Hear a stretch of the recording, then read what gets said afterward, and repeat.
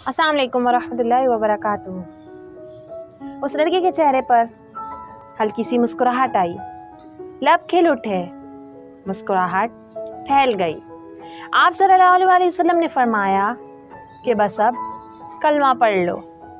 लड़का अपने बाप की तरफ देखने लगा तो वो यहूदी बोला, मेरा मुंह क्या देखते हो, जो हुजूर सल्लल्लाहु अलैहि वसल्लम कहते हैं वो कर लो। लड़का बोला कि या रसूल अल्लाह सल्लल्लाहु अलैहि वसल्लम, मेरे पास तो कुछ नहीं है। आप सल्लल्लाहु अलैहि वसल्लम ने फरमाया कि बस तुम कलमा पढ़ लो, मैं जानूं और जन्नत जाने। तुम मेरे हो जाओ, जन्नत भी तो मेरी ही है। तुम्हें जन्नत में ले जाना मेरा काम है। लड़के ने कलमा पढ़ा। जब उसके मुंह से निकला मुहम्मदुर रसूलुल्लाह, रूह बाहर निकल गई, कलमे का नूर अंदर चला गया, आंखें बंद हुईं, लब खामोश हुए।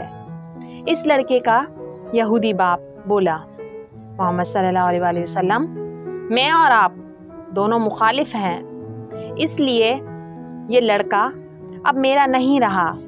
अब ये इस्लाम की मुक़द्दस अमानत है।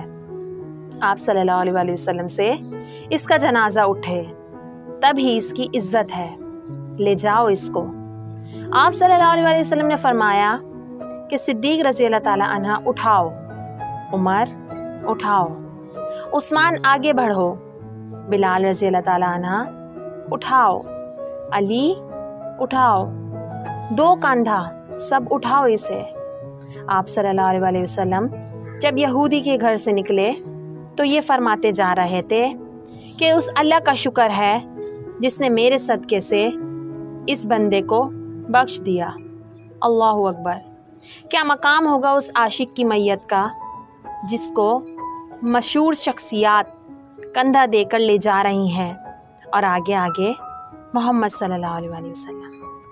ये है हमारे हुजूर सल्लल्लाहु अलैहि वसल्लम की शान।